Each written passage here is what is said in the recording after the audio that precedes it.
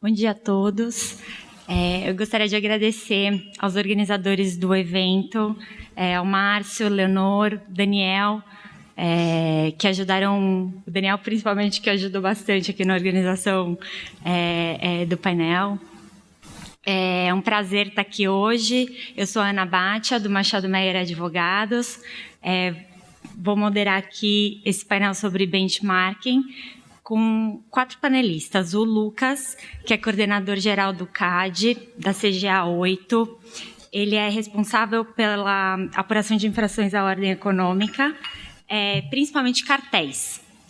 Ele tem mestrado em economia, resolveu fazer um segundo mestrado numa cidade bem chata, Barcelona, né? Sobre ciência de dados.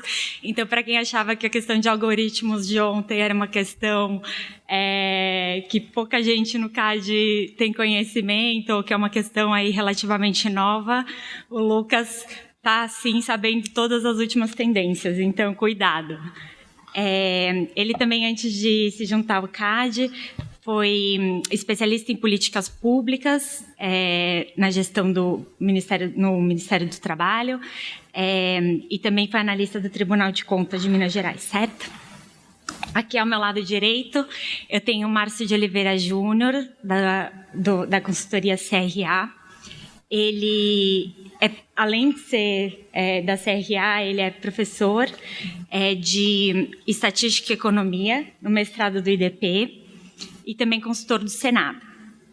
O Márcio, como todos sabem também, já teve aí diversas funções como conselheiro, presidente interino do CAD, economista do IPEA, professor visitante do UCL.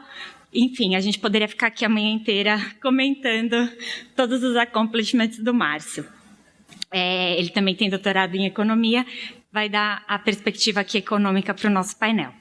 Do meu lado esquerdo, eu tenho o Benjamin Sirota, do Coburn Kim, de Nova York.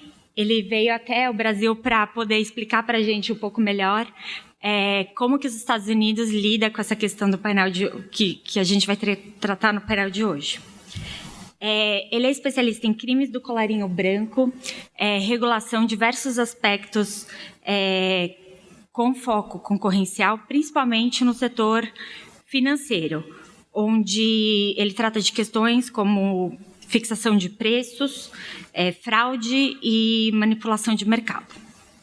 Antes de trabalhar no Coburn, ele era promotor do DOJ, da divisão antitruste do DOJ, onde ele era responsável pela investigação de grandes casos internacionais, com questões concorrenciais, inclusive também fusões e aquisições e condutas. À minha esquerda, eu tenho à esquerda da mesa o Frederico, sócio do escritório Carrilho Donas Advocacia. Ele tem mais de 15 anos de experiência na área, atendendo clientes nacionais e estrangeiros em diversas questões, inclusive a troca de informações sensíveis e benchmarking.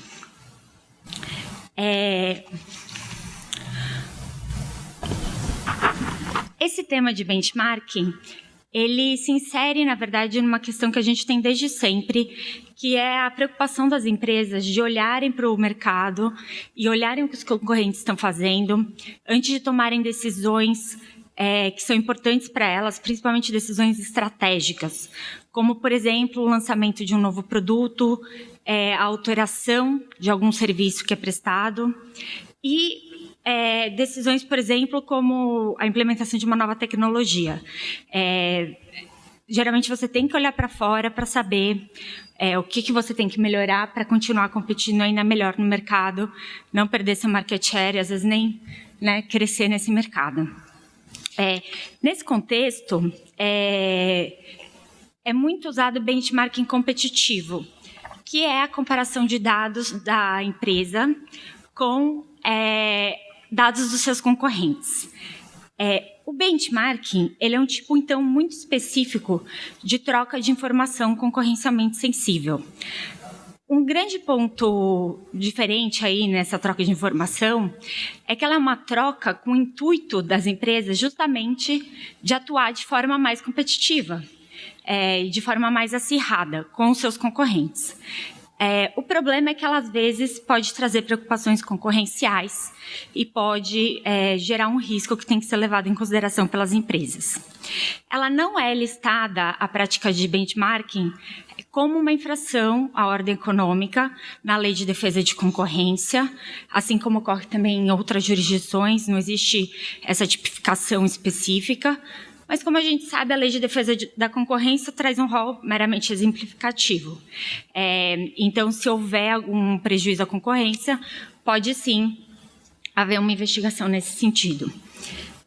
Então, a grande questão aqui que fica quando essa atividade, que é tão essencial para tantas empresas, pode prejudicar a concorrência ao invés de acirrar a concorrência. Para começar esse debate, eu vou pedir para o Márcio para explicar para a gente um pouco melhor sobre a perspectiva econômica, as características dessa prática, seus possíveis efeitos positivos e negativos. Ok. Bom dia a todos. Ana, obrigado pelo convite, por ter organizado o painel. Acho que o tema realmente é bastante interessante. Então, eu vou começar colocando algumas questões sobre o tema, depois falar um pouco de como a literatura econômica trata essas questões e, por último, eu vou tentar extrair algumas conclusões em termos de política de defesa da concorrência. E, no final, também eu vou tentar propor uma tipologia para se fazer uma análise do potencial anticoncorrencial da troca de informações. Antes de começar, eu só queria falar ler uma frase, né, de um economista, Scherer, que tem um livro bastante famoso de organização industrial, e é uma frase que ele disse em 1980, mas eu acho que é uma frase ainda bastante atual, né, que ele fala o seguinte: o compartilhamento de informações sobre preços e custos por meio de associações empresariais é um dos ramos mais sutis e alguns diriam também, aí eu ressalto, confusos do antitruste. Olha, então, a primeira coisa a se pensar é o seguinte: por que esse é um ramo sutil? Por que esse é um ramo confuso do antitruste? Porque existe uma suspeição em relação à troca de informações entre as empresas, especialmente em relação à troca de informações sobre variáveis como preços e quantidades, mas também sobre outras questões, como tecnologia, análise de mercado, coisas desse tipo. Seja essa troca por meio de associações ou não, porque muitas vezes essa troca de informação é utilizada para formar cartéis e, eventualmente, dar estabilidade aos cartéis, né? As informações são utilizadas para monitorar desvios de acordos colusivos e, eventualmente, punir aqueles que se desviam do acordo. Mas aí vem uma questão: olha, essas trocas de informações, elas deveriam ser consideradas ilegais per se ou apenas se elas contribuírem para a viabilização de uma colusão, né, ou para a estabilidade também de um cartel? Outra questão importante que deve ser considerada: a estrutura de mercado é importante, a troca de informações em oligopólio equivale à troca de informações, por exemplo, em concorrência perfeita? Então, essa é uma questão econômica importante. A troca de informação deveria ser tratada da mesma maneira em diferentes estruturas de mercado? E o que dizer dentro de uma mesma estrutura de mercado? Por exemplo, você tem um oligopólio, esse oligopólio pode ser um oligopólio onde há concorrência via quantidade, um Cournot, por exemplo, e pode ser um oligopólio onde há concorrência via preço, um oligopólio de Bertrand, por exemplo. Então, será que a troca de informações tem os mesmos efeitos dentro desses dois tipos de oligopólio? É uma questão que deve ser feita. E todas essas questões são endereçadas pela literatura econômica. Então vamos lá, o que a literatura econômica diz? O primeiro ponto a se considerar é que as empresas têm diferentes incentivos para trocar informações. E as razões ou esses incentivos não estão relacionados apenas à coordenação. Esse é o primeiro ponto, né? As empresas não trocam informações apenas para fazer coordenação, apenas para dar estabilidade a cartéis. Há ganhos de eficiência importantes relacionados à troca de informação. Olha, que ganhos são esses? As empresas geralmente operam sob incertezas. Incertezas, por exemplo, em relação às condições futuras de custo e condições futuras de demanda. Se as empresas tomam decisões erradas sob incerteza, essas decisões podem levar a erros sobre o nível de preço e sobre também o nível de produção. E isso pode reduzir o bem-estar. Então, a troca de informações pode reduzir as incertezas e levar a melhores decisões sobre preços e quantidades e outras variáveis-chave para as empresas. Então, quanto mais a troca de informações contribuir para reduzir as incertezas e melhorar as decisões, maiores serão os incentivos que as empresas terão para trocar informações, né? Então, em outras palavras, né, o incentivo para trocar informações é função da precisão das informações. E a precisão das informações, por sua vez, depende do número de empresas que se engajam na troca de informações. Bem, qual que é o problema com isso? Quando isso ocorre, quando cada vez mais empresas se engajam na troca de informação, todas as empresas têm acesso a mais informações e as suas estratégias são afetadas. Tá? Os rivais da empresa que decidiu trocar informações também têm mais informações e também tomam melhores decisões sobre preços e quantidades. E aí vem uma questão importante para a concorrência. Tá? Como as estratégias dos rivais afetam o lucro da empresa que decidiu compartilhar informações. O lucro dessa empresa tende a aumentar ou ele tende a diminuir? A concorrência tende a aumentar ou não em função disso, né? O poder de mercado da empresa que decidiu trocar informações pode eventualmente até diminuir se a concorrência aumentar, né? Então, de que depende isso? Né? Que depende se o lucro vai aumentar ou não, se o poder de mercado vai aumentar ou não? Depende da natureza da concorrência, ou seja, depende da própria estrutura de mercado. Por isso eu falei no início que a análise da estrutura de mercado é extremamente importante quando se avalia a troca de informação entre as empresas, né?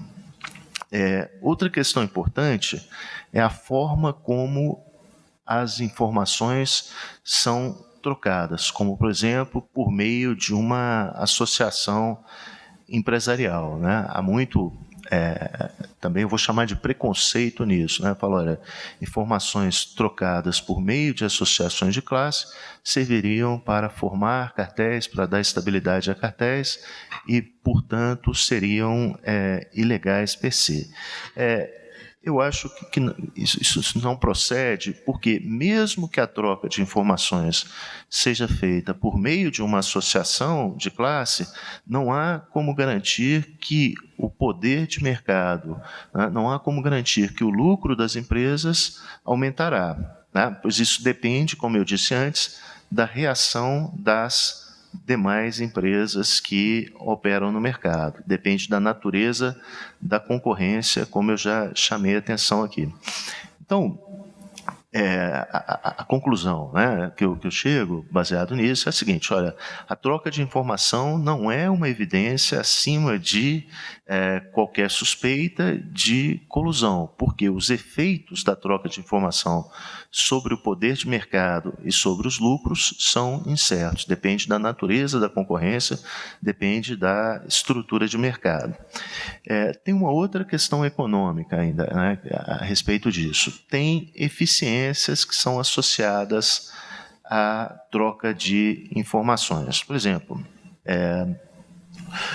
as eficiências relativas a um bom ajuste da produção a variações inesperadas de custo e demanda pode superar o aumento do poder de mercado em função da troca de informações. Então, o efeito líquido seria positivo.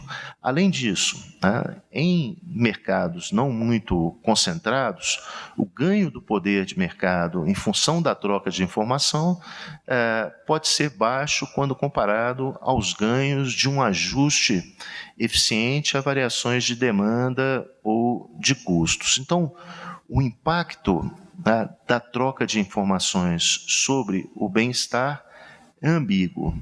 Claro, a perda maior de bem-estar vem quando a troca de informações é utilizada para formar cartéis, para dar estabilidade a cartéis. Mas, por outro lado, proibir a comunicação pode levar à eficiência produtiva e pode também prejudicar a própria concorrência, como a Ana falou no início, né?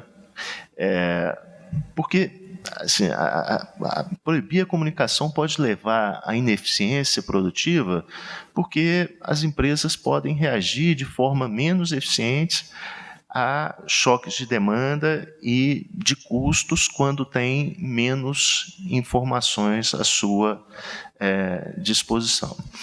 Bem, aí vem a questão da implicação em termos de política de defesa de concorrência, né?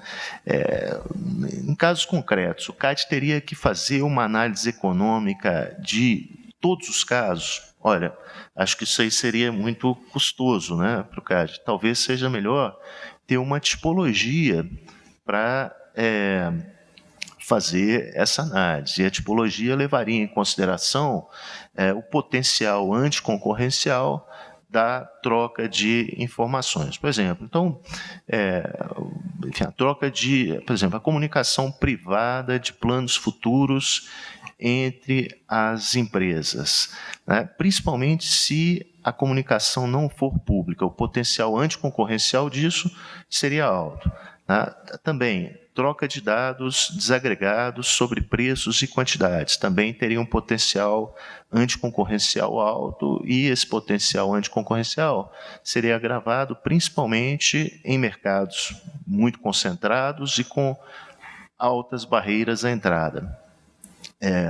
Outra questão, quando a troca de informações for de dados desagregados sobre demanda e sobre custos, aí seria um potencial anticoncorrencial médio. Por exemplo, em caso de troca de dados agregados entre as empresas, o potencial anticoncorrencial seria baixo. Então, o CAD poderia utilizar essa tipologia para fazer essa análise, né? Só voltando um pouco, né? Ainda no caso de trocas de informações que tenham alto potencial anticoncorrencial, o CAD deveria simplesmente coordenar per se essa troca de informações? Eu acho que não. Eu acho que, como há eficiências associadas à troca de informações, o CAD deveria permitir que as empresas apresentem a ele, CAD, né, as eficiências que seriam decorrentes daquela troca de informação. Teve um caso bem interessante desse tipo no CAD no começo de 2018, né, que foi um acordo de compartilhamento de embarcações, né, um Vessel Shipment Agreement entre algumas empresas, né, E o CAD falou o seguinte: olha, por meio desse acordo, as empresas vão saber as quantidades e os preços que cada uma cobra, então tem ali um potencial anticoncorrencial. As empresas podem trocar informação por meio desse acordo de compartilhamento de embarcações. O que aconteceu? Acho que foi uma decisão muito inteligente do CAD. Ele pediu para as empresas, para elas apresentarem as eficiências associadas àquela operação. As empresas apresentaram as eficiências, o CAD sopesou o risco da troca de informações com as eficiências, viu que as eficiências eram significativas e decidiu proceder com a operação.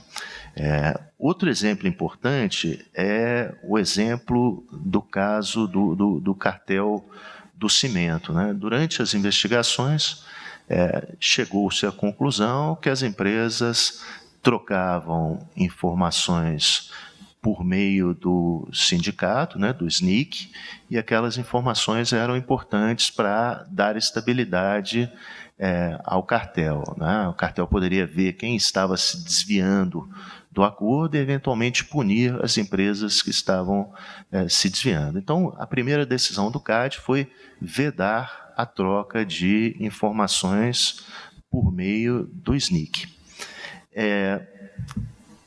Em sede de embargo de declaração, o SNIC pediu ao CAD para rever a sua decisão. E, na época, né, os principais argumentos do SNIC eram argumentos relacionados à eficiência, como eu tratei aqui na minha exposição. O SNIC apresentou dois argumentos, né? Um dos argumentos era exatamente as empresas precisavam de informações para se adaptar a choques de demanda e também a choques de custo. E outro argumento utilizado foi que as informações eram necessárias para a produção de indicadores antecedentes. Por exemplo, para fazer a previsão do PIB da construção civil a partir de dados sobre o consumo de cimento. Então, qual foi a decisão final? O CAD autorizou a troca de informações, mas com dados agregados e com uma certa defasagem temporal. Então, foi mais ou menos, o CAD se moveu um pouco nessa tipologia que eu tentei propor aqui. Ele falou, olha, dados desagregados sobre preços e quantidades, não, mas dados agregados vocês podem trocar, não há problema nenhum, isso é eficiente. Só uma última questão, Ana, que é o seguinte, né? Tem uma questão importante, aí não é uma questão tão econômica mais, mas está ligada à parte econômica, que é a questão do ônus da prova. Olha, como tem custos, né, da troca de informações, como tem riscos concorrenciais, mas como há também benefícios, como há eficiências, como as empresas podem se tornar mais competitivas com o benchmarking, o que o CAD deveria sempre fazer? Olha, mesmo quando houver o risco, ele deveria dar a chance às empresas de provar que há eficiências, né, associadas àquela troca de informações. Então, quanto maior o risco concorrencial, né, o CAD deveria deixar o ônus da prova da eficiência com as empresas, né? Agora, se for um risco concorrencial baixo, por exemplo, um mercado competitivo, troca de informações agregadas, um risco concorrencial muito baixo, né? Se o CAD bloquear aquela troca de informações, aí o ônus da prova do porquê está bloqueando aquela troca de informações deveria ser dele, CAD.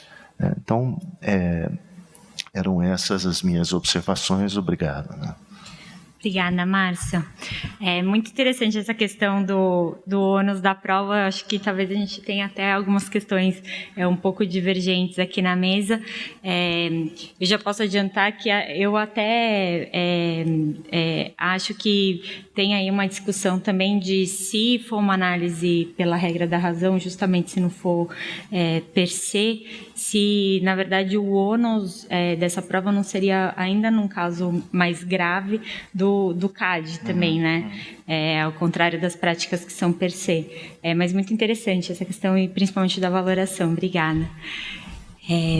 Eu queria, nesse contexto todo, feita essa introdução, perguntar para o Lucas, do CAD, pedir para você explicar um pouco melhor para a gente como você vê essa questão da prática de benchmarking, da troca da troca de informações concorrencialmente sensíveis. Ótimo. Bom dia a todos. Muito obrigado, Ana e o BRAC, pela organização e pelo convite, pela oportunidade de compor esse painel. Bom, vou buscar aqui complementar alguns pontos da fala do Márcio, explorando essa interface com o cartel e investigação de condutas no CAD.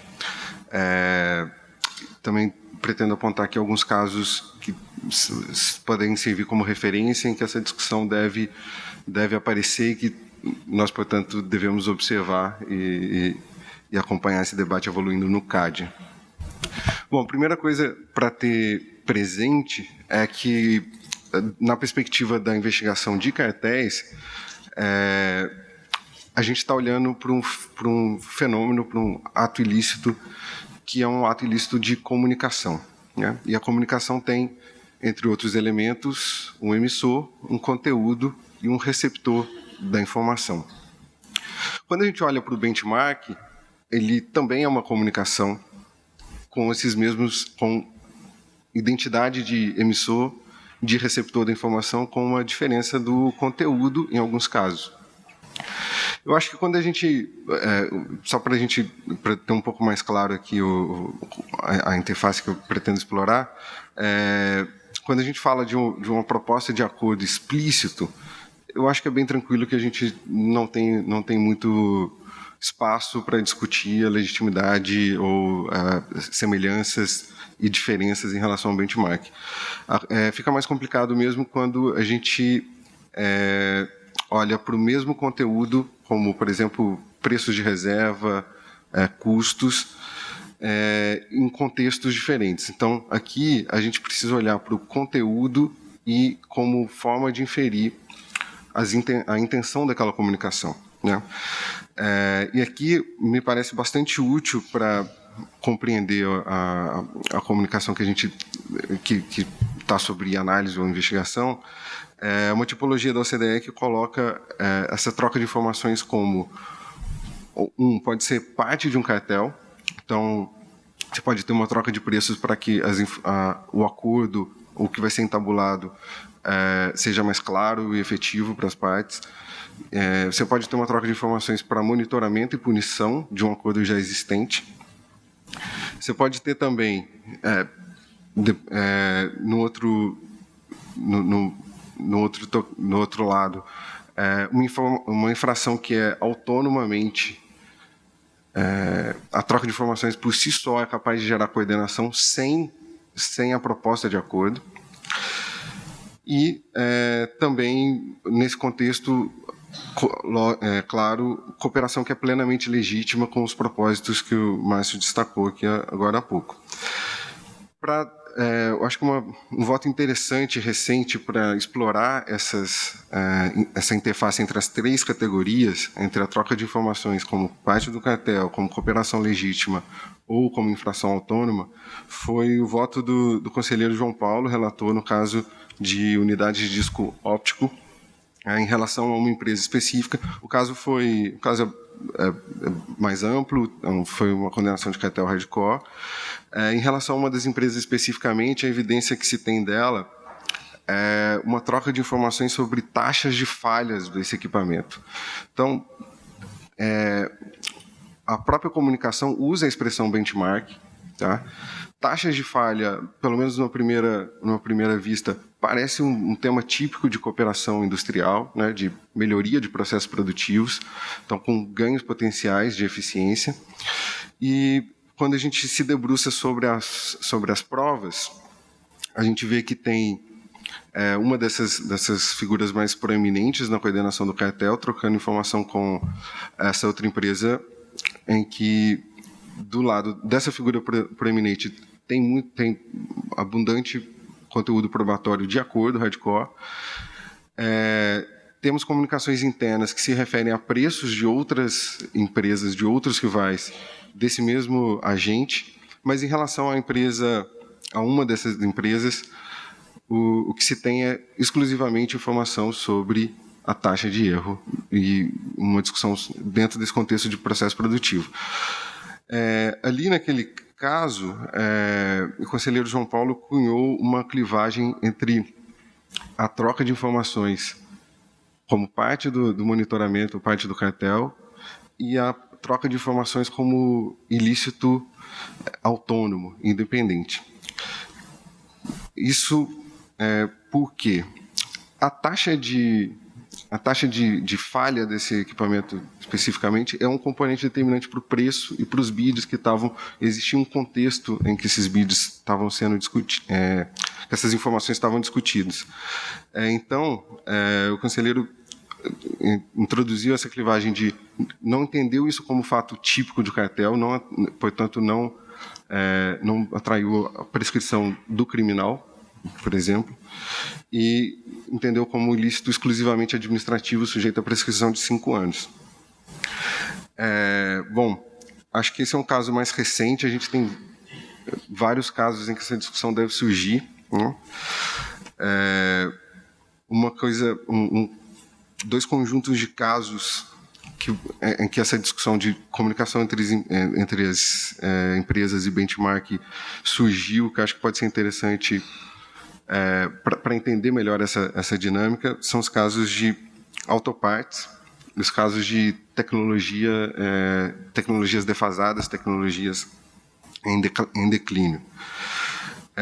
E aí eu vou falar mais em gênero, não vou falar de nenhum caso específico, mas no caso de autopartes existe um fenômeno que as próprias, da maneira como as montadoras organizam as suas aquisições, em que elas procuram reduzir o risco de ter uma quebra numa linha de fornecimento. Então, elas espontaneamente selecionam um fornecedor principal e um fornecedor secundário. Eles chamam isso de dual sourcing. Nesse contexto, alinhar o processo produtivo é uma iniciativa do próprio comprador, né? Existe uma preocupação de compatibilidade entre os produtos e de eficiência e de troca de métodos produtivos que maximizem a eficiência, que é do interesse do próprio comprador. Então, esse primeiro contexto, na verdade, é um contexto do próprio mercado, acho que é um bom exemplo do uso legítimo, do uso de como o benchmarking e a troca de informações surge espontaneamente nos próprios casos, no próprio dinâmica do processo produtivo. No conjunto de casos de tecnologias em declínio, a gente tem também vislumbra um ganho potencial de eficiência em relação exatamente ao que o Márcio falou sobre a redução de incertezas. Identificar que uma tecnologia está em declínio, que o mercado está em retração, é bom, né? A gente não faz não tem nenhum benefício para a sociedade que empresas tomem a decisão errada de investir, expandam a produção de uma tecnologia que está em retração e de um mercado que está em declínio. Também é um elemento de contexto interessante nesse conjunto de casos, tá? Só fazendo um disclaimer de a ideia que não é discutir exatamente elementos do caso. Os casos foram, alguns condenados estão sendo processados como casos hardcore, com TCC, etc.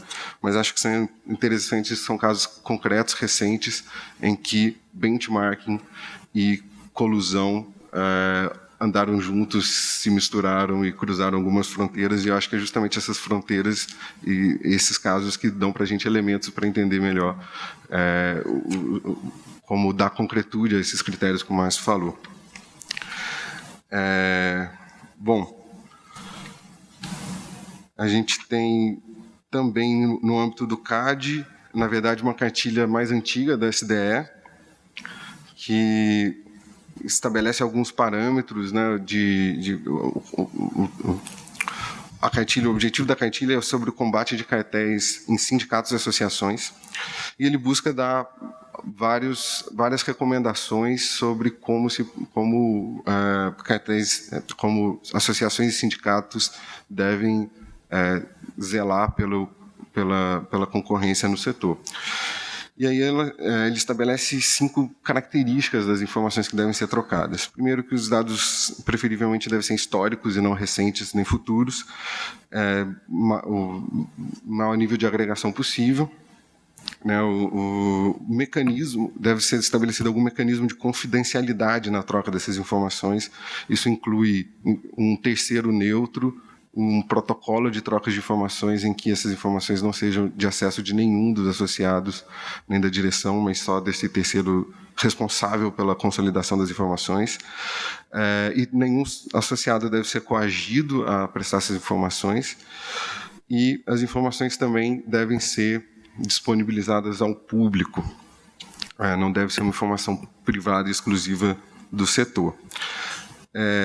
No caso no guia de gun jumping, também tem alguns dispositivos em que, grosso modo, estabelecem algumas informações, uma lista não exaustiva de informações que são consideradas sensíveis e alguns métodos consagrados para se prevenir a troca de informações.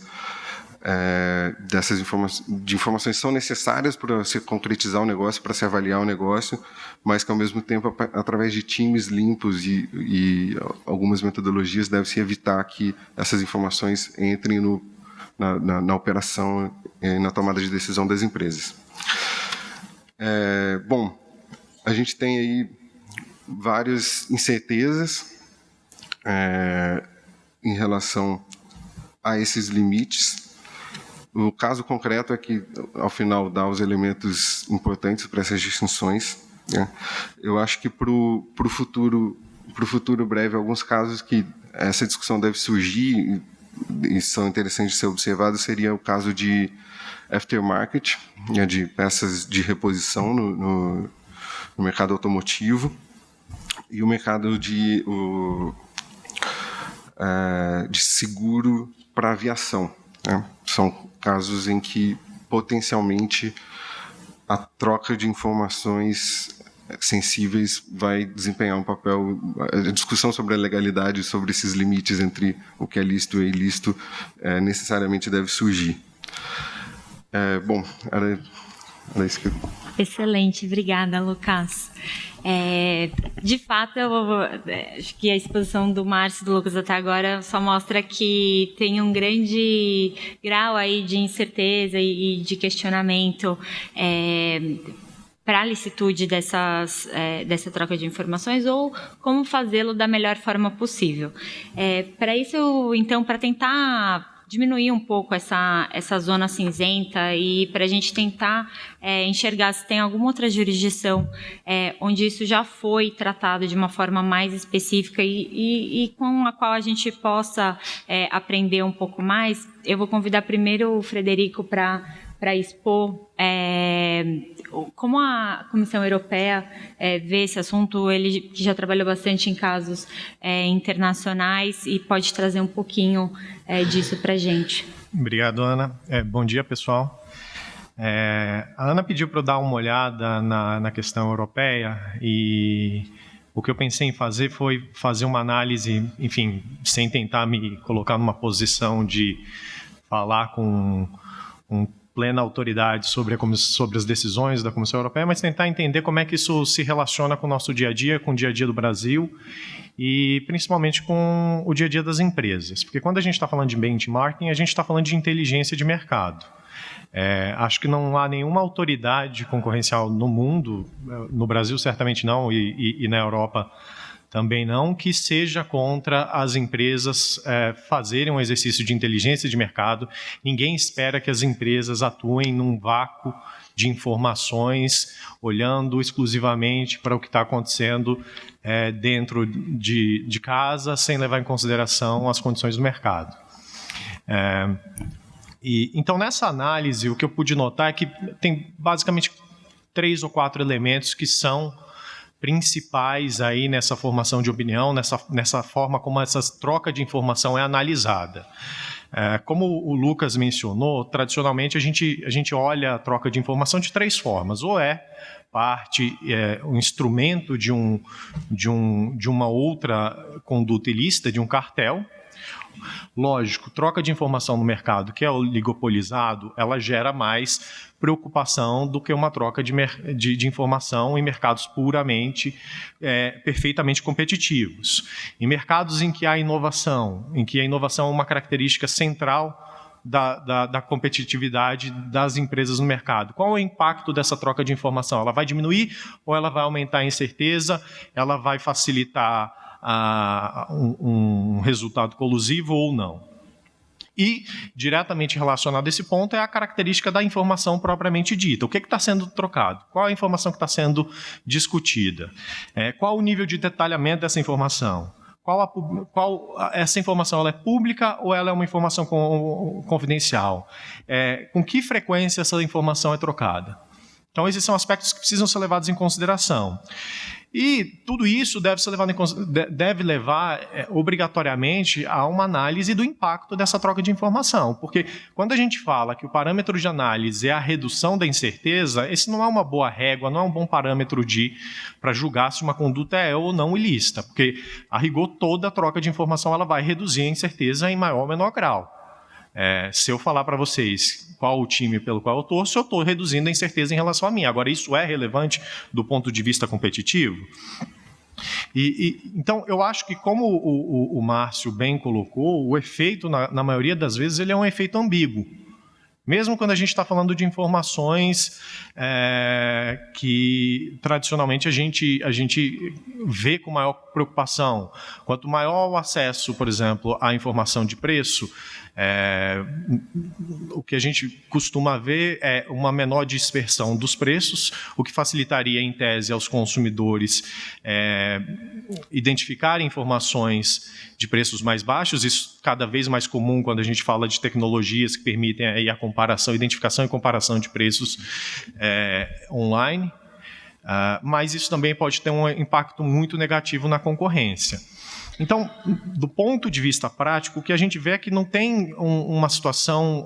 são raras as situações em que a resposta é preto ou branco. À exceção da troca de informações sobre preços e quantidades futuros, que tendem a ser vistas como um cartel e punidas como um cartel, o que a gente mais vê é uma escala, é um espectro de condutas, de situações que podem gerar problema. Então, por exemplo, a gente fala concentração de mercado. Tanto o Brasil quanto a Europa concordam que troca de informações em mercados oligopolizados podem gerar mais preocupações do que mercados pulverizados, mas entendem que a presença de um agente como um sindicato, uma associação, pode ser visto como uma forma de diminuir essa incerteza. Estruturas de mercado, tipos de informações que são trocadas, tudo isso, preço, quantidade, são as informações estratégicas, aquelas informações que vão impactar a forma como uma empresa se comporta no mercado, tradicionalmente vista com maior preocupação, com maior receio por parte das autoridades. Da mesma forma que o nível de detalhamento, quanto mais agregado, menos danoso, quanto menos agregado, mais danoso, mas, de novo, não é uma situação, a gente não tem uma solução one size fits all, tem que ser analisado caso a caso, porque uma troca de informação agregada, por exemplo, no mercado oligopolizado, ela pode gerar preocupação. Então, não é simplesmente falar, olha, a troca de informação agregada resolve suas preocupações, porque isso não vai resolver de fato. Período de referência, dados futuros, ok, são problemáticos. Dados passados, o que é o dado histórico? A cartilha da SDE fala dá um exemplo de dados com mais de um ano, mas faz a ressalva de que essa métrica pode variar a depender da dinâmica do mercado. É algo muito parecido com o que a gente vê nas orientações da Comissão Europeia de 2011, em que eles deixam muito claro que, muito embora citem casos precedentes em que dados com menos de um ano foram considerados recentes e dados com mais de um ano foram considerados antigos, mas as orientações da Comissão Europeia deixam claro que o que se tem que levar em consideração é a frequência de contratação, é a dinâmica do próprio mercado. Então, se a gente está falando de uma contratação que é diária, um dado com 6 meses, ele é dado antigo ou ele é dado recente? Ele vai impactar, ele vai permitir o monitoramento de desvios de conduta no mercado, ou ele serve para ajudar as empresas a colher uma inteligência de mercado sobre como seus concorrentes vão se posicionar? A frequência de compartilhamento. Compartilhamento frequente é mais problemático do que aquele compartilhamento mais esporádico, tudo bem. Mas em mercados oligopolizados, uma única reunião, uma única frequência, ela tende a ser mais do que suficiente para que as empresas alinhem seus comportamentos, se for esse o objetivo. E a própria forma de compartilhamento. O compartilhamento ele vai ser feito de forma direta entre concorrentes, ela vai ser feita de forma indireta por meio de associações, por meio de clientes, ela vai ser bilateral. Para a gente ter um problema concorrencial, a gente sempre precisa ter uma comunicação bilateral ou uma comunicação unilateral serve. Na Comissão Europeia, a comunicação unilateral é mais do que suficiente para demonstrar uma conduta ilícita. Então, e o próprio guia, as orientações menciona que o simples fato de se participar de uma reunião em que um concorrente divulgou informação estratégica é suficiente para gerar problema, é suficiente você receber essa informação por e-mail, se você não se manifestar contra o recebimento, o compartilhamento dessas informações. Então, são pontos que são levados em consideração. E isso não está tão diferente do que a gente vê até na prática no Brasil. Eu confesso que eu passei ontem o dia tentando lembrar qual era o caso, mas eu me lembro de um caso que, salvo engano, foi votado... eu lembro bastante bem do voto do então presidente Arthur Badin, em que ele votava pela condenação de uma pessoa física que participou de uma reunião em que foi discutido o alinhamento de preços e como essa pessoa não se manifestou contra, não registrou em ata que ela não concordava com aquela conduta, ela estava sendo, então, quase que tacitamente anuindo com a conduta. Quem cala consente, mas isso é um padrão de fato razoável quando a gente está falando de uma condenação nesse sentido?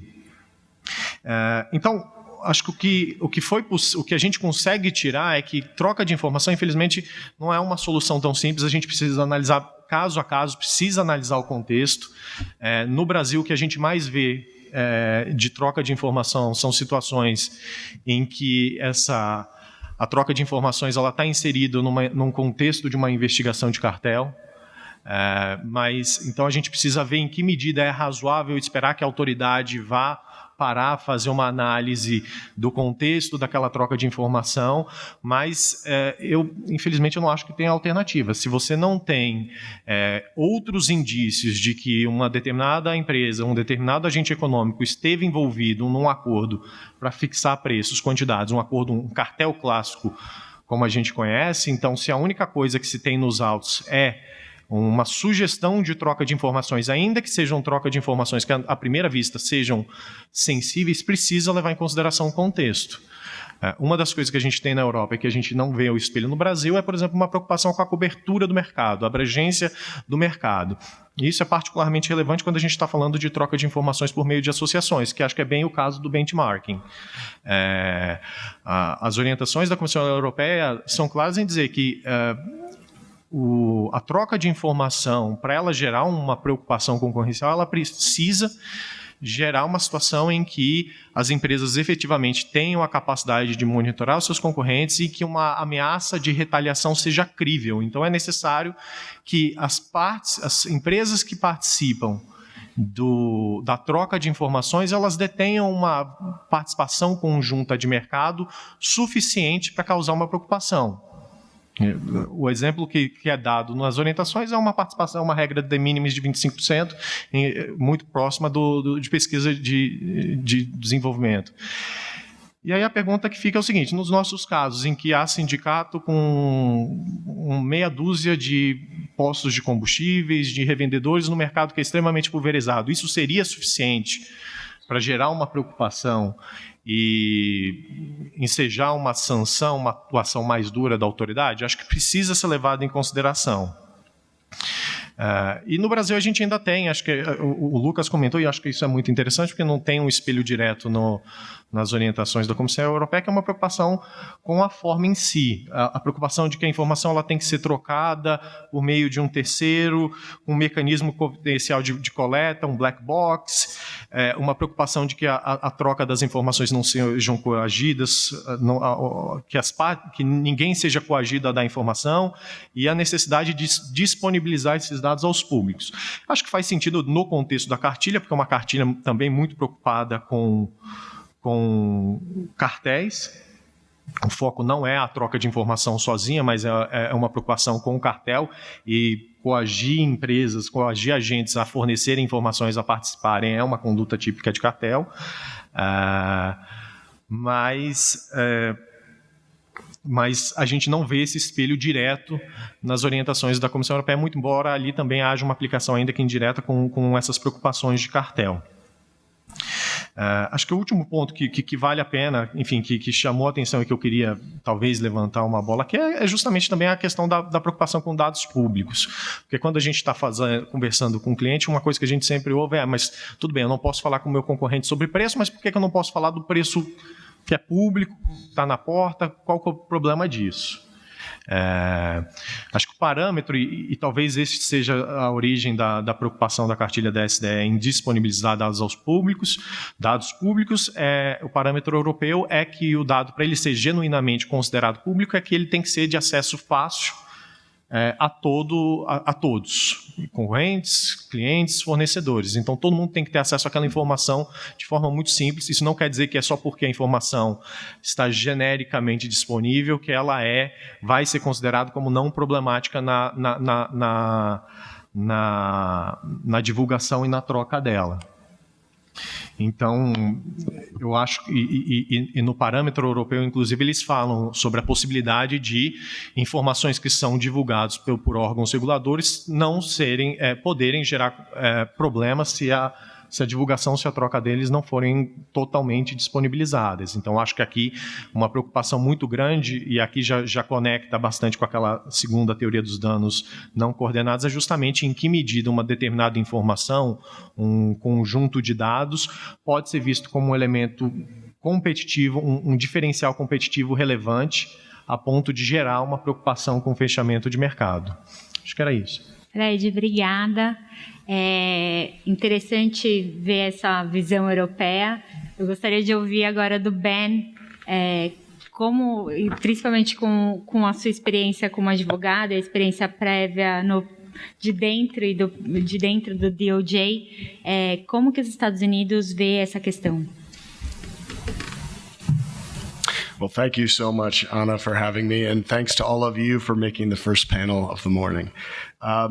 So in the U.S., on the topic of benchmarking, there isn't a single definitive source that you can look to for guidance.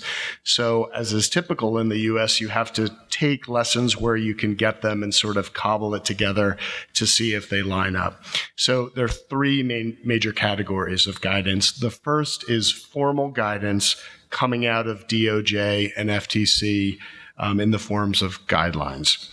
The second is speeches that senior officials at the U.S. agencies have given. And the third is case law, settlements, and other kinds of actually litigated decisions. So I'll talk about the first two now, and then maybe later we'll talk about case law a bit. The first piece of guidance to look to came out in 1996. This is a FTC DOJ joint guidance document called Statements of Antitrust Enforcement Policy in Healthcare. It's specific to healthcare. It's a fairly long document, but sort of buried within the 150 pages that covers a variety of topics, there's a page or two that talks about information exchange amongst healthcare providers. And what it does is it sets out the fact that very often information exchange can be pro-competitive, can lead to good outcomes. But if the information is not safeguarded and handled appropriately, it can lead to anti-competitive results. So to try to make heads or tails of that, what this document does is lays out what it calls an antitrust safety zone under which this kind of exchange might be permissible. Now, it's worth noting that in the US, actually calling something a safety zone or a safe harbor is very rare. It doesn't come up very often. So if anyone is practicing in the area of healthcare specifically, this is something actually to take to the bank more than other kinds of statements. So what is this antitrust safety zone? Well, the enforcers in the US say if you have the following criteria, exchange amongst healthcare providers is going to be okay. First, if the exchange is through a third party, the providers are not sharing it directly. Second, if the information is at least 3 months old, unclear why they pick 3 months as opposed to 2 months, but the point is it's not current, it's not future, it's historical. And third, if the information is sufficiently aggregated. And then it goes into some granular detail on what that means. You have to have at least 5 providers that are reporting data. You have no individual provider that comprises more than 25% of the data. And as a general rule, there's sufficient aggregation to prevent reverse engineering the data to figure out identities of who's actually getting it. So that's the 1996 document. 4 years later, the DOJ and FTC put out a 2000 document called Guidelines for Collaborations Amongst Competitors. We usually just call it the Competitor Collaborations Guidelines. Here, too, the document acknowledges there can be pro-competitive uses to this kind of exchange. There can also be anti-competitive uses. But there is not a bright line test. There's no sort of antitrust safety zone that's articulated. And what the document really focuses on is the substance of the information that's shared, not as much the mechanics of how you share it, but what is actually in the information. So it talks about the fact that information relating to price, output, strategic plans might get more scrutiny from enforcers than other types of information. So you have these two documents, and to some extent they're in tension with each other. About a decade later, then FTC Commissioner Roche gives a speech where he makes this very public, the fact that there is some kind of tension between the two documents. In the 1996 document, you have almost a default assumption that this kind of information sharing is okay, at least in certain circumstances, by the laying out of this safety zone. In the next document, to some extent, there's a default presumption going the other way, insofar as there's no safety zone that's articulated, and there seems to be more scrutiny baked into the document about things like this. And so what Commissioner Roche says is there's all this guidance pointing in different directions. What really matters is the context. Why are the competitors sharing the information? What is the purpose of the information exchanged?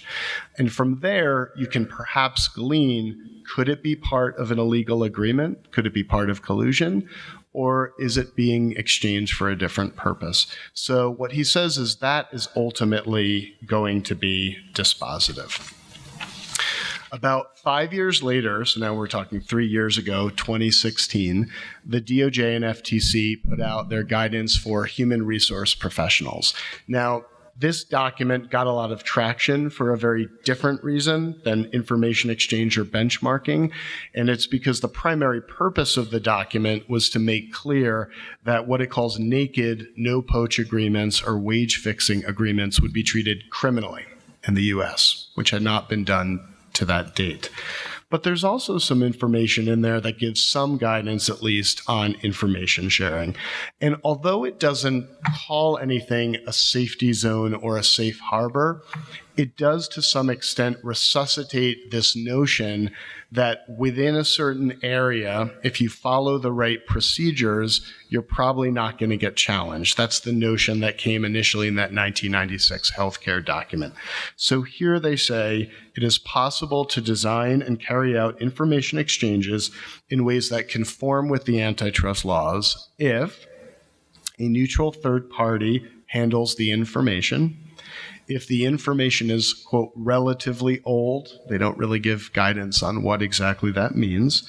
If the underlying source identity that the information comes from is protected, anonymized, and if there's enough sources such that the data is aggregated and you can't unpack it and trace it back to its original identifiers, that will probably be acceptable. There is one hypothetical given. I like when the agencies in the US give hypotheticals because it gives us a little bit more to chew on. The hypothetical in that document was, can a trade association member distribute a survey asking for members' wages to understand current and future trends in industry wages? And the answer is no, unless certain survey procedures are followed to mitigate the risk of competitive harm. So that doesn't really help us much, but it gives you a sense that the US agencies might find suspect current and future information unless there's sufficient anonymization and it's going through a third party. So I think that's basically the state of the US guidance that's coming out right now. And I think perhaps later we'll talk about some of the case law where you actually see the application of this to some real life facts. Na verdade, Ben, eu até gostaria de aproveitar e já pedir para você comentar. Desculpa. Agora sim. O Ben está treinando o português dele, mas ainda não está tão bom. Ben, eu queria aproveitar e já te pedir para comentar os precedentes nos Estados Unidos que podem ser interessantes para essa discussão, porque como a gente viu aqui no Brasil, apesar de ser um tópico que foi pincelado em alguns poucos precedentes, a gente tem algumas investigações em curso, mas não temos nenhuma decisão assim definitiva sobre esse tópico. Nos Estados Unidos, esse tópico específico já foi tratado. Tem alguma coisa que a gente pode trazer aqui para o Brasil?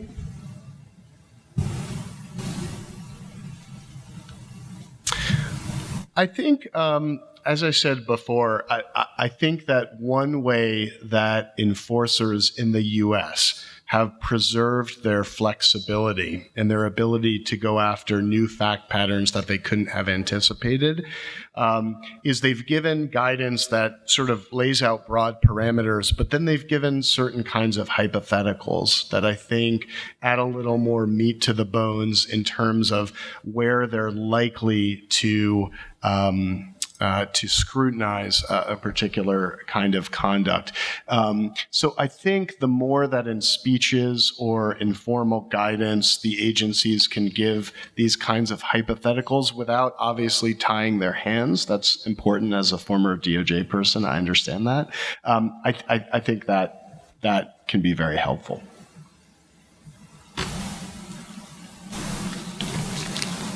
Ótimo.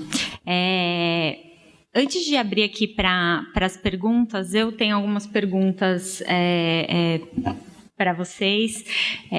Na Europa, eu gostaria de perguntar para o Frederico, tem alguma coisa que a gente tira dos precedentes que você conseguiu dar uma olhada aqui para a gente?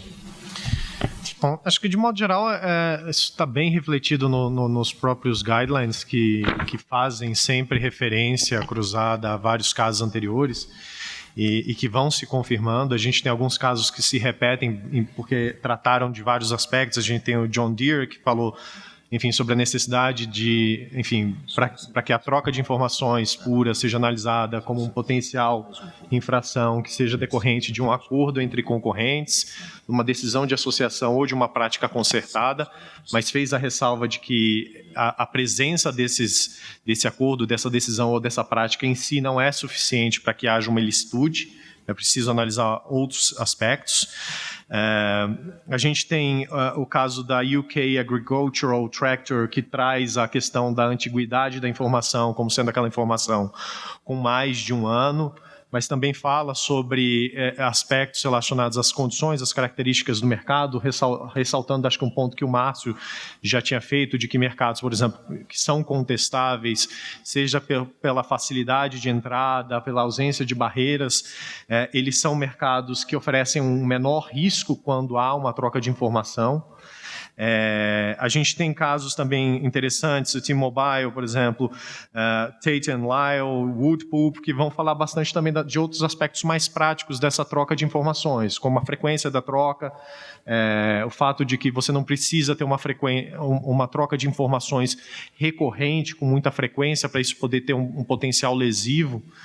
O fato de você, ou seja, uma única ocasião ser suficiente para você ter um possível problema, a forma da divulgação, o fato de você não precisar constatar uma troca recíproca de informações para que haja um problema, ou seja, um único agente divulgando suas informações, tornando suas informações que são concorrencialmente sensíveis, podendo ser um aspecto que causa preocupação concorrencial, e o aspecto da própria publicidade das informações, o que é uma informação pública, o que não é uma informação pública para fins de, vamos dizer assim, triagem dos dados.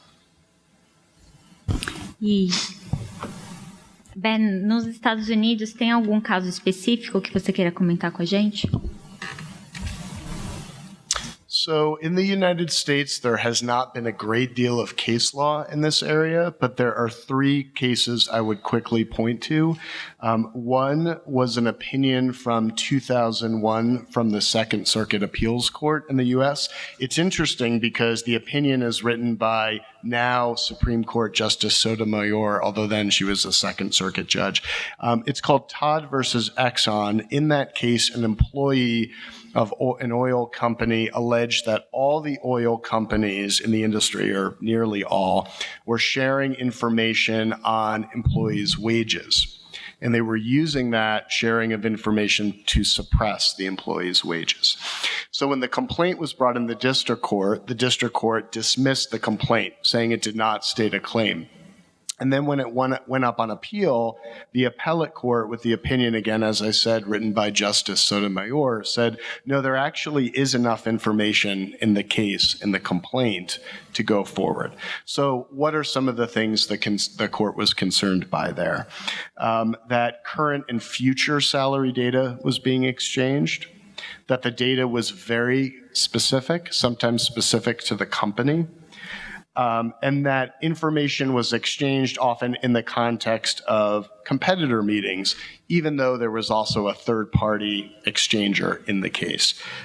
So obviously that case hits a lot of the hallmarks of the things that in the U.S. the guidance had said enforcers would worry about. Obviously, this shows courts are worried about those things as well. The interesting thing to note, really, is that the presence of a third-party aggregator in the case did not insulate the conduct from scrutiny. Clearly, what interested the court here is you had this other traditional indicia of a possible collusive scheme or a possible agreement. And so the presence of a third party was not enough to insulate that. There was also a case in the early 90s that the DOJ brought civilly called U.S. versus Utah Society for Healthcare Human Resources Administration. And there, the DOJ challenged the practice of Utah-based hospitals also sharing information on nurses' wages. Again, a wage case.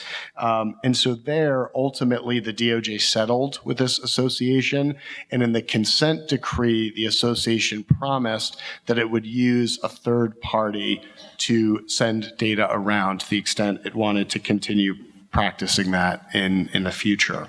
And essentially, it agreed also to to tack on a number of other safeguards that would prevent the improper use of the data, essentially mirroring those rules set out in the healthcare guidelines that I mentioned to you. Those guidelines actually came 2 years later. So obviously this case informed the guidelines. And very briefly, the third case I'd mention is going on now. There's a case in the US involving allegations of price fixing in the chicken processing industry, chicken price fixing. And so it started out as a civil case, or at least the civil case has been going on for some years. And then within the last 6 months, the DOJ intervened and said, actually, we have an ongoing criminal case as well. So we want the civil case to be delayed in certain ways. So we don't know exactly what's going on yet in the criminal case.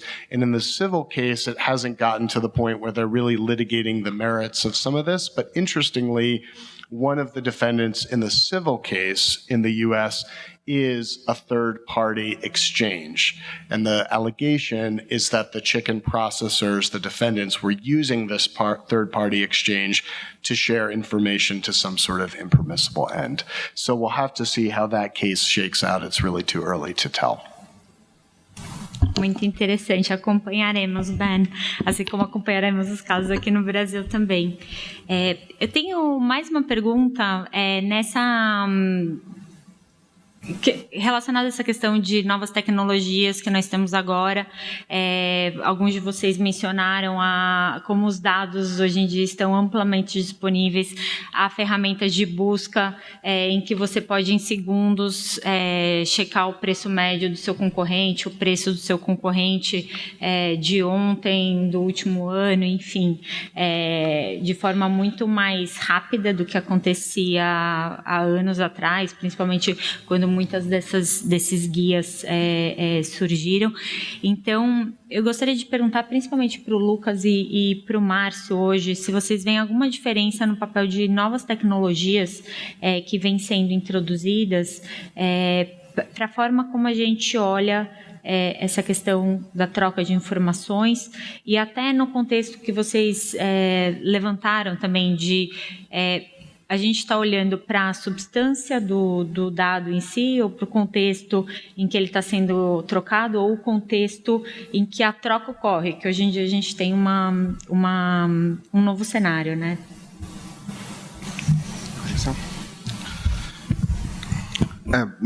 É interessante que a gente às vezes fala de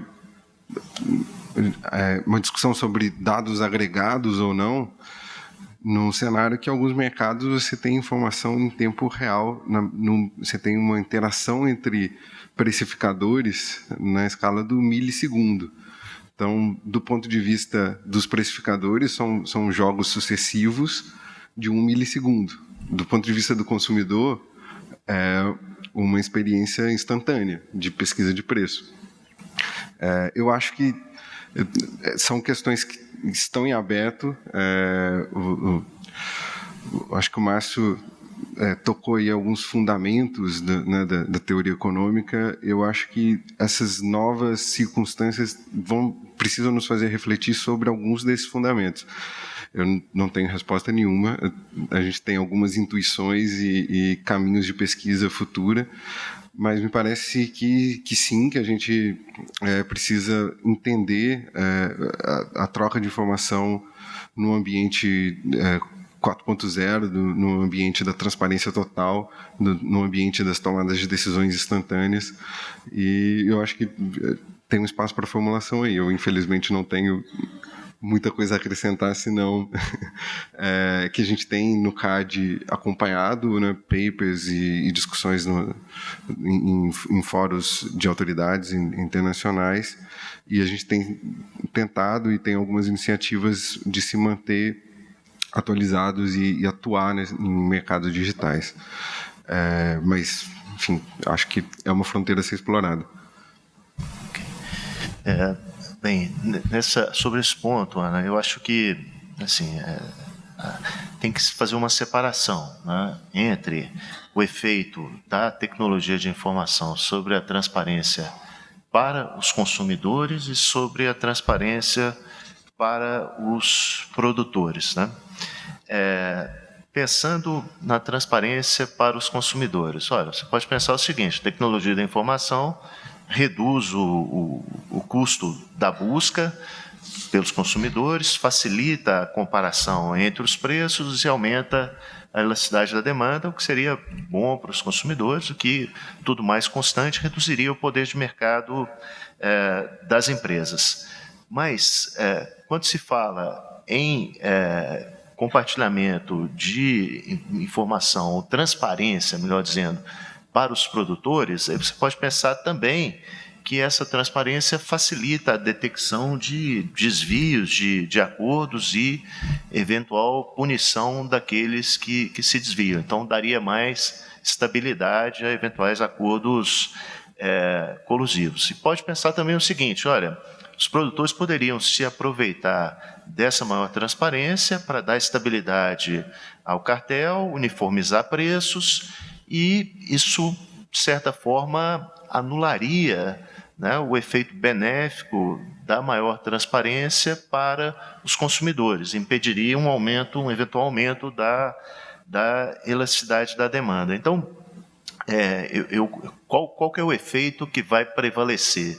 Né? Esse efeito da transparência para os produtores ou o efeito da transparência para os consumidores? Eu não tenho uma resposta, eu concordo com o Lucas, acho que é uma questão ambígua, né? Não sei o que vai resultar disso. Acho que tem pontos positivos e tem pontos negativos dessa maior transparência trazida pelas tecnologias da informação. Ótimo. Uma última pergunta antes de abrir para as perguntas da audiência. Um tema que foi bem interessante que a gente aprendeu aqui no painel discutindo e preparando foi que a questão do benchmarking, que a gente ouve tanto para essa discussão entre concorrentes, troca de informação entre concorrentes, acaba sendo relevante em diversos outros cenários. E nesse contexto, Márcio, eu queria pedir para você explicar um pouco para a gente como você tem visto o uso dessa ferramenta, dessa atividade no âmbito de atos de concentração. Ok. Bem, essa troca de informações, né, que enfim, tem sido utilizada também para fazer análise de risco regulatório entre empresas que, porventura, queiram se unir. Então, imagina-se uma situação, né? Tem duas empresas, A e B, que querem se unir. Suponha que a empresa A queira comprar a empresa B.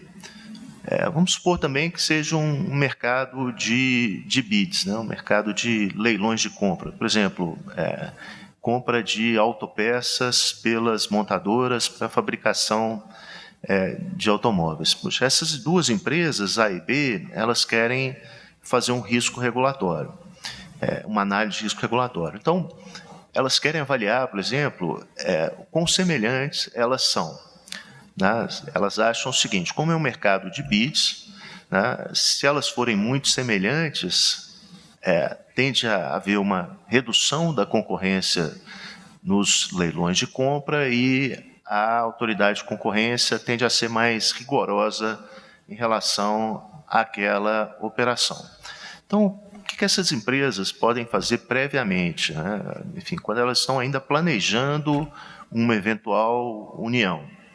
Elas podem trocar algumas informações sobre as vantagens competitivas que elas têm para aferir o quão parecidas elas são. Então, por exemplo, né, elas podem trocar informações sobre preço. Qual que é a sua principal vantagem competitiva? A pergunta para B. Né? É preço? É tecnologia? É serviço pós-venda? São vantagens de custo? Quais são as principais vantagens? E a empresa A pode pedir para a empresa B, para cada um desses itens que eu disse aqui, custos, preços, tecnologia, serviço pós-venda, para ela aferir para ela dar uma escala para aquela vantagem. De 0 a 5. Quão importante é custos para você, empresa B? Olha, a importância de custos é significativa, então ela é 4. Né? Qual que é a importância de tecnologia? É muito pouco importante, porque a tecnologia já é estável. Então, ela é um. Com base nessas respostas, a empresa A pode desenhar um polígono em relação às vantagens competitivas da empresa B. E a empresa A sabe quais são as suas próprias vantagens competitivas. Então, a empresa A pode comparar esses dois polígonos. Se eles forem bastante sobrepostos, tá, significa o seguinte, que as empresas são bastante parecidas. As vantagens competitivas delas são mais ou menos as mesmas. Sendo mais ou menos as mesmas, a autoridade de concorrência trataria aquela operação com bastante rigor, porque isso diminuiria a concorrência nos leilões de compra. Agora, a questão é a seguinte: que tipo de informação é necessária para fazer essa análise? Será que com informações agregadas, como o exemplo que eu dei aqui, de atribuir escala de 0 a 5 para cada uma das vantagens competitivas, será que isso é suficiente para fazer uma boa análise de risco regulatório? Ou será que essa análise poderia ser feita sem a troca de informações, só, por exemplo, com as informações da empresa A, que é a empresa compradora? Então, essas são questões que estão em aberto. Se não forem suficientes, a própria análise de risco regulatório pode ser enfraquecida. E, sendo enfraquecida, as empresas podem decidir prosseguir com uma operação subestimando, por exemplo, o risco daquela operação. Isso geraria também uma ineficiência. Então, como lidar com isso, né? Qual seria a solução do ponto de vista concorrencial? Será que seria melhor para essas duas empresas contratarem um terceiro para obter essas informações de maneira confidencial e aí sim fazer uma análise de risco? Então, são questões que estão em aberto, mas essa técnica, né, de fazer essa troca de informações sobre vantagens competitivas para aferir o risco regulatório tem sido cada vez mais utilizada, mas ela tem um risco, né, que é o risco associado à autoridade de concorrência considerar essa troca de informações um ilícito concorrencial e as empresas eventualmente serem punidas por isso. Interessante, Márcio, obrigada. Eu gostaria de agradecer. Eu gostaria agora de abrir ao público para vocês fazerem questões. Por favor, levantem as mãos que os microfones aqui. Obrigada.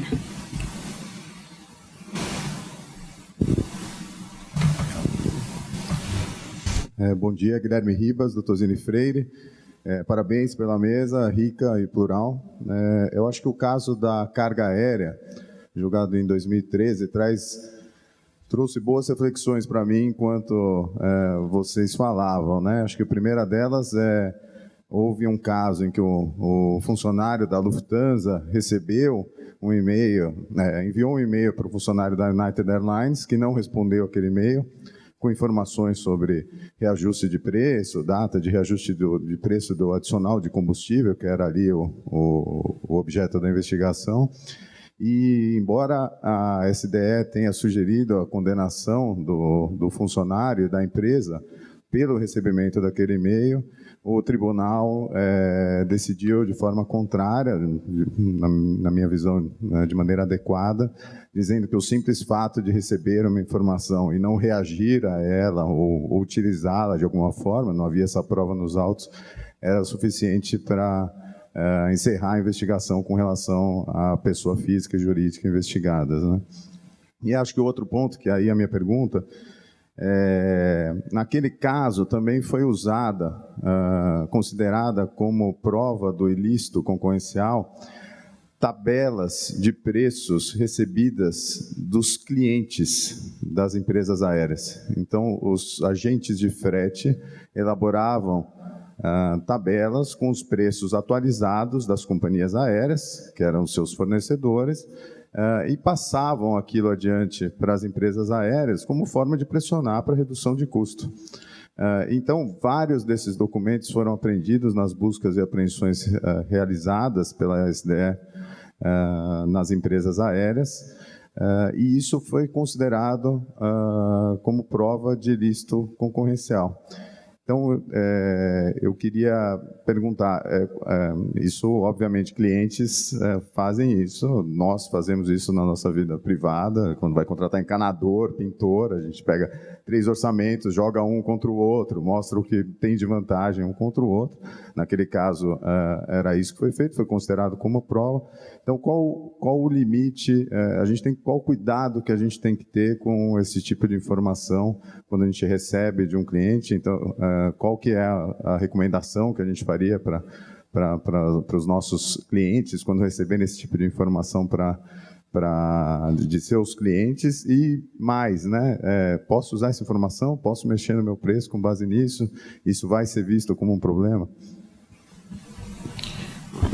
Olha, perguntas bem específicas como essa, Ribas, eu acho que todos nós temos. Acho que tem algumas coisas que a gente pode tentar responder. O Lucas, você quer que eu faça algum comentário? Eu declino. Ele declina, ele usa o direito dele de declinar dessa questão. Ben, com a experiência que você tem nos Estados Unidos, você chegou a ver questões semelhantes e tem algum ponto lá que você possa trazer para cá? You have seen similar kinds of things going on, and when it comes down to it in the U.S., the agencies or private parties are first going to look to more traditional indicia of an agreement and then seek to use that kind of sharing or receipt of information to corroborate the other evidence. So that's hard to tell a client ex ante at the beginning. What I would say is clients should be fairly rigorous when they are sharing information, whether it's through a third party or otherwise, to document the specific need for it and have an internal memo that sort of talks about the ways in which they have insulated the information from any improper use down the road. And so from a U.S. perspective, that sort of contemporaneous recording of why something was used, and importantly, I think, why the information is needed, needs to be shared, that could have relevance down the road. But it's hard to advise a client on this because I don't think there are any incredibly bright lines. Eu acho que a gente tinha uma questão aqui na frente também.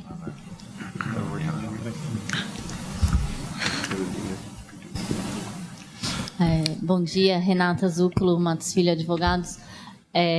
Sim, primeiro eu queria agradecer o painel, acho que é um tema super interessante e falar que no primeiro comentário aí da Ana, depois das apresentações, que é a questão do Big Data e como é que isso pode influenciar a troca de informações. Eu também fiquei pensando no painel de ontem sobre algoritmos e se a gente tivesse um algoritmo que ajudasse essa troca de informações, como é que isso seria visto aí pelos reguladores. Mas a minha pergunta acho que vai um pouco na linha do último comentário do Ben, que é o porquê que essa informação precisa ser trocada, né?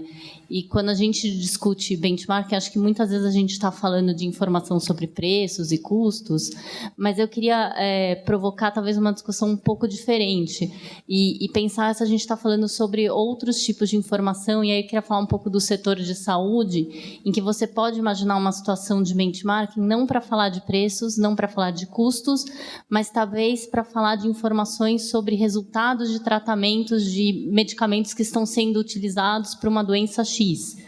E aí, qual seria a visão aí de vocês sobre essa troca de informação? Porque é uma informação muito rica, ela não necessariamente é uma informação que você olha e pensa, a princípio, como uma informação concorrencialmente sensível, mas ela pode ter aí um aspecto até de estratégia, de segredos de negócios das empresas, mas que também pode ter um benefício para o consumidor e para os pacientes nessa troca de informação. E aí vai um pouco, acho que na linha do bem, por que a informação está sendo trocada. Tem até, só complementando, acho que o Ben vai poder comentar isso também, nos Estados Unidos, por exemplo, tem algumas situações específicas em que esse tipo de tipos específicos de informação, dependendo do seu contexto,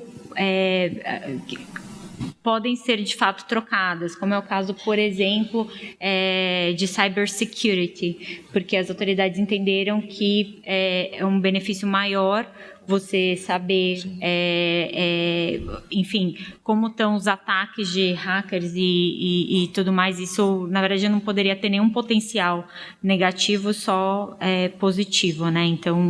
Então esse ponto é um tipo de troca de informação para o qual há a linha cinzenta aí fica mais clara, porque você tem tantos efeitos positivos que permitiriam a troca. Mas gostaria de perguntar para o Ben. Ben, você quer comentar essa questão? I will comment very briefly because I think our time is up. I think that's a very good question. And I think what it reveals is if a company were to share other kinds of information that really falls outside of the traditional categories of scrutiny, like price, future business plans, et cetera, I think it would also be incumbent on the company to document in some way why publicly available information isn't sufficient, right? So why in the healthcare context isn't the fairly voluminous information, at least that's how some people might see it, about clinical trials and the status of different drugs and things like that? Why isn't that okay? Why does there need to be more fulsome and frequent information about things that are drugs in the pipeline, for example? I think if you were to do that in the US, it's fairly unlikely that enforcers or private parties would challenge it in the absence of other kinds of information, traditional indicia of an agreement, because as a practical matter, those kinds of cases in the US are just very, very difficult to succeed on, rule of reason style cases. So I think that would probably be permissible in the US, all things considered. Eu vou falar para o Márcio comentar também rapidinho sobre o ponto de vista das eficiências, e depois tem mais uma pergunta ali, eu vou ter que, infelizmente, encerrar. Nada, respondendo, acho que isso aí se encaixa bem naquilo que eu falei da questão das eficiências, da possibilidade das empresas apresentarem as eficiências à autoridade de concorrência. Então, suponha, né, vamos supor que a autoridade de concorrência fale, olha, isso é um problema, essa troca de informações sobre tecnologia. Poderia argumentar, por exemplo, que você tem duas tecnologias concorrentes, né, uma delas poderia estar sendo descartada mesmo sem que se provasse a viabilidade e tal, isso aí poderia prejudicar os consumidores, então seria um ilícito concorrencial. Vamos supor que fosse esse o raciocínio. Acho que as empresas deveriam, nesse caso, ter a oportunidade de mostrar para a autoridade de concorrência, sim, que aquela troca de informações poderia ser eficiente, poderia, por exemplo, ter um esforço conjunto para desenvolver uma tecnologia que fosse mais efetiva no tratamento de uma determinada doença. Então, eu volto àquele ponto, né? Olha, a autoridade deveria dar sempre a oportunidade às empresas de mostrarem as eventuais eficiências associadas àquela troca de informação. E a gente tinha uma pergunta ali no meio também, né?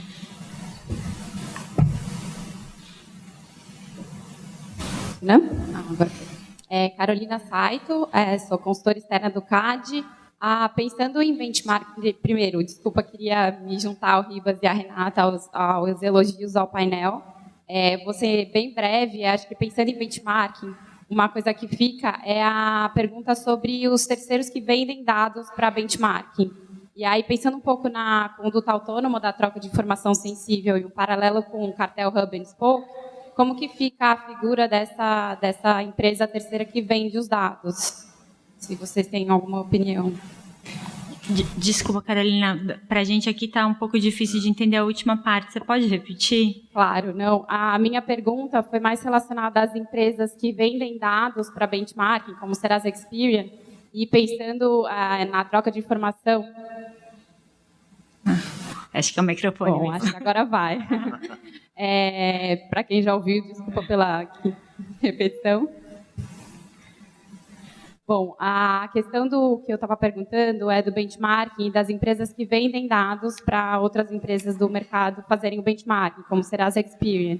E a ideia é, na conduta de troca de informação sensível, como que fica o papel dessas empresas se a troca for baseada nesses dados ou por essas empresas. Então, a gente poderia ter algo paralelo, como o hub and spoke de cartel, ou como que elas poderiam ser responsabilizadas ou não, teoricamente. Essa troca de dados, geralmente, ela envolve dados que são de terceiros, né? E não diretamente das empresas, certo? Então, muitas vezes, essas trocas de informações, só para entender direito a pergunta, elas estão relacionadas a, por exemplo, dados de terceiros sobre vendas que eles tiveram de algum produto relacionado a algum produtor. Então, tem um distanciamento aí, né, entre o que é o dado da empresa e o dado que você está olhando, que já está um pouco mais à frente na cadeia. Então, tem aí uma dispersão, certo? Não necessariamente. Às vezes, você consegue ter dados de concorrentes mesmo, para você usar na sua análise. Tá. Que você compra. Bom, nesse ponto, então, Lucas, você quer comentar esse ponto? Me parece que tem duas possibilidades bem diversas entre si. A gente tem o caso de consultorias externas que, no frigir dos ovos, em casos de cartéis, acabam sendo, de fato, um hub de informações, acabam sendo um escritório da organização do cartel. Imagino que esse não seja um caso difícil de distinguir do benchmarking, mas, enfim, a regulação, nesse caso, acho que tem que ser a posteriori mesmo e ver os elementos do caso. Não dá para proibir a priori ou limitar a priori essa atividade, esse modelo de negócio, que é um modelo de negócio dedicado a gerar eficiências, vender eficiências, trabalhando informações de mercados setoriais. Então, acho que esse tipo de empresa tem que ter como pergunta sempre no horizonte o que eu estou vendendo. As pessoas que estão comprando meu serviço estão comprando por quê? Né? Estão comprando porque eu estou reduzindo as incertezas em decisões relevantes sobre o mercado? Ótimo. Provavelmente estou fazendo um trabalho meritório numa zona relativamente segura. Se as informações são úteis para alinhamento de preço, mesmo colusão tácita, a empresa pode estar flertando com algum ilícito concorrencial. Mas eu acho que o importante aí é não ter, a priori, nenhum tipo de obstáculo ao exercício dessas atividades de inteligência de negócio, que é um mercado muito intensivo em dados e com grande potencial de gerar benefício para a sociedade.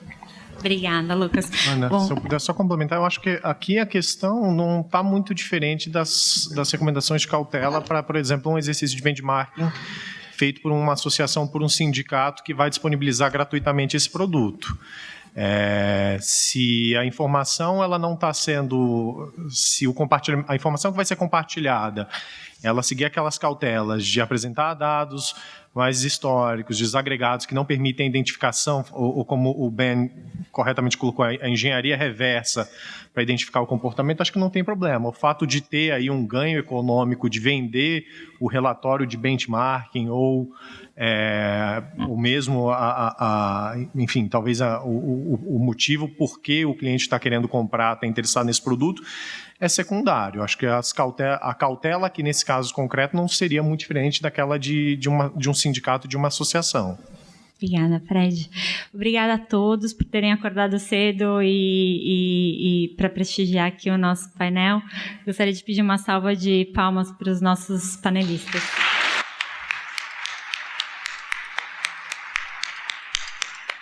Obrigada.